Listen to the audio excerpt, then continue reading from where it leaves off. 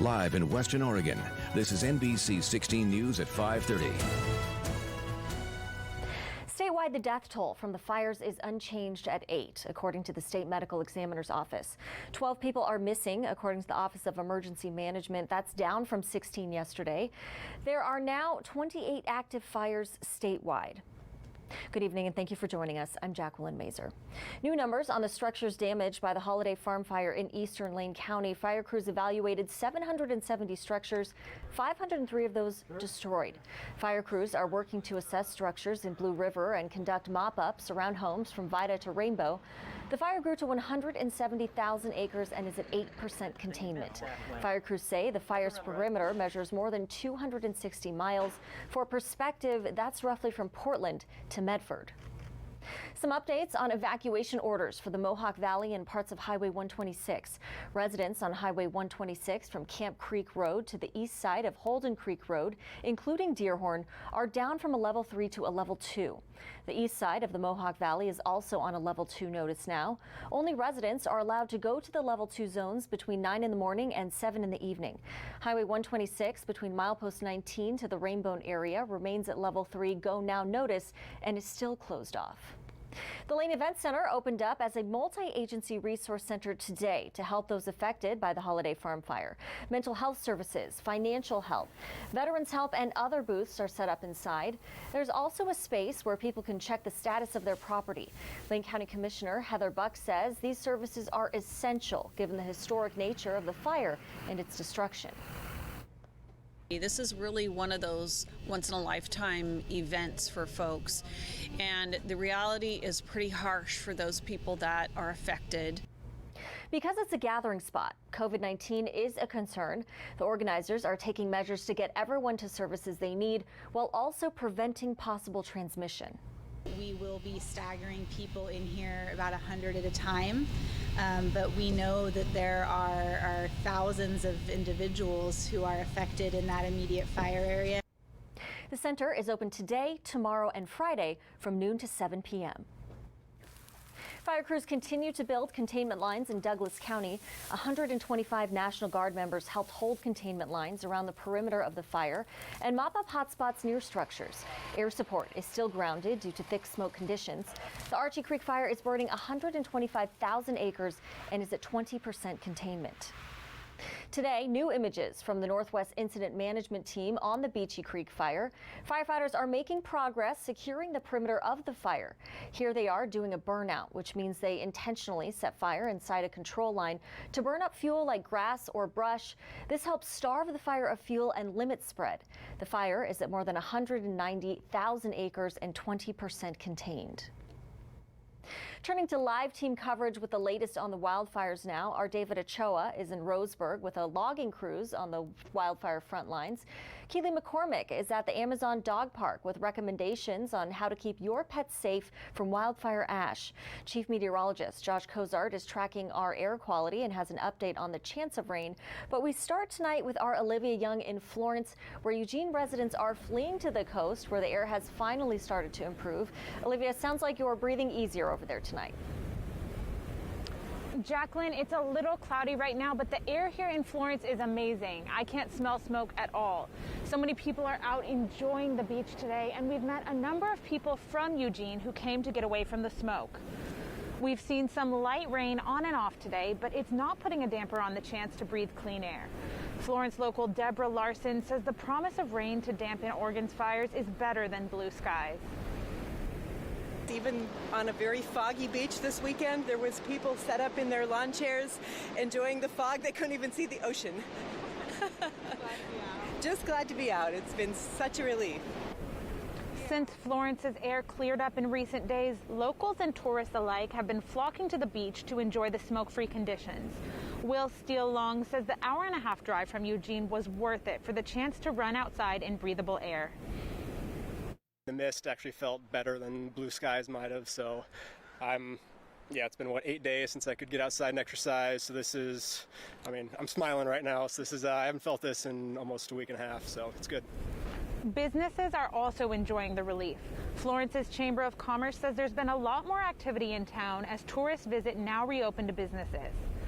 The air here on the coast doesn't just feel better, it is better. The air quality in Eugene and Springfield is actually more than 9 times worse than the air here in Florence. Hopefully, as this rain moves inland, it will bring the clean air with it. Live in Florence, I'm Olivia Young. All right, Olivia, enjoy it while you can. Well, smoke fills western Oregon skies for another day as wildfires continue to burn.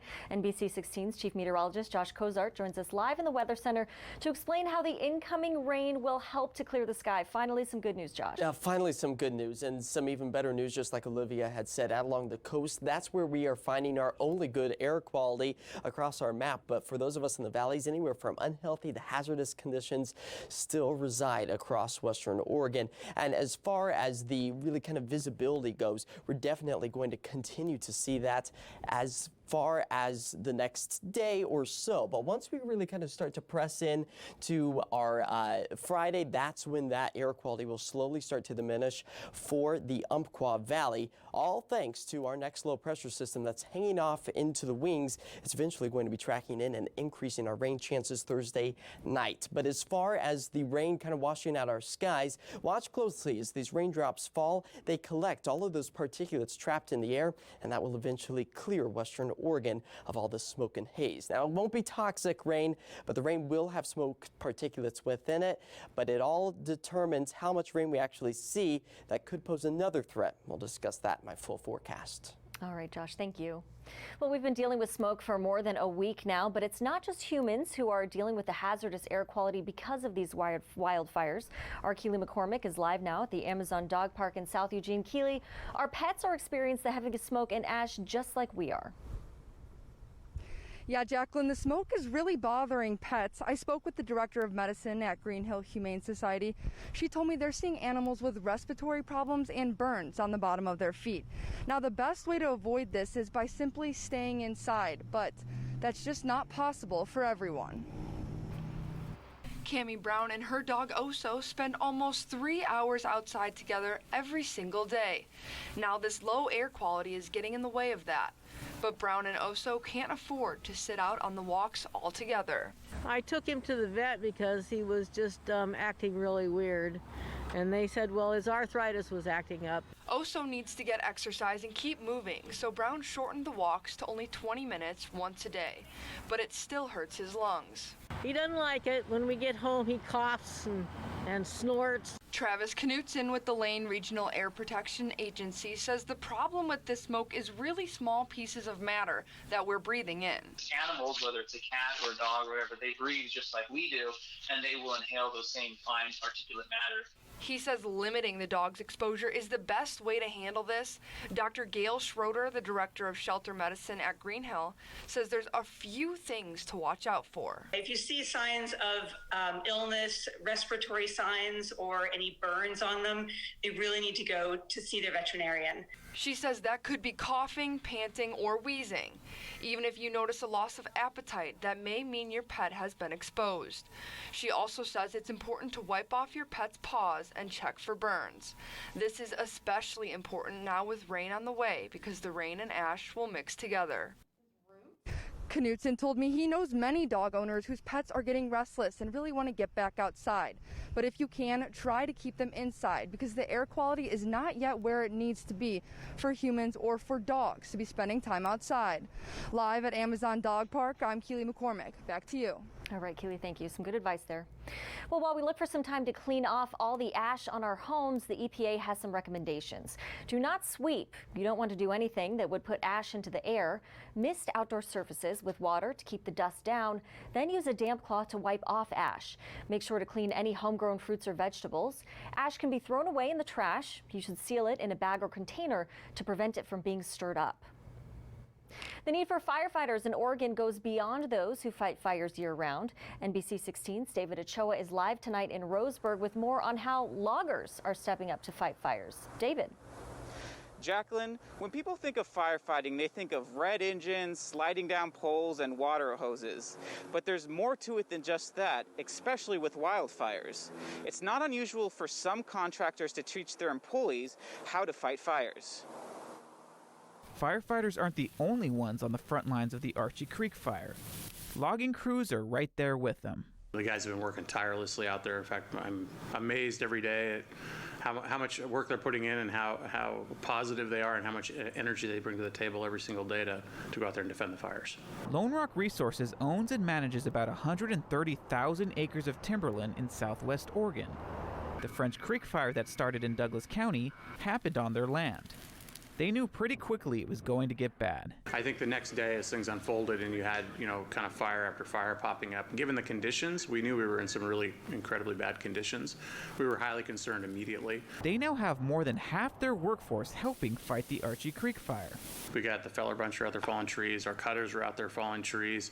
We got hand crews that are actually out there, as you might imagine, long, hard days just digging those lines to basically create fire break. Luther says all business has pretty much shut down while they're fighting the fire. They aren't harvesting, delivering, or doing anything on the logging sites at all. He says the crews are tired, but morale is good. And for some of them, this fire quite literally hits close to home. What's been really challenging emotionally for a lot of them is we have about 10 of our own families that have been evacuated from their own homes. So while they might be fighting fire during the day, they're also worrying about their own house and what's going on there as well. Luther says that despite all the bad things that are happening, he's amazed by how the community has rallied behind all the fire crews. He also called those on the front lines superheroes. Reporting live in Roseburg, I'm David Ochoa. Jacqueline? All right, thanks, David. Seems like everyone's helping out if they can. Good to know.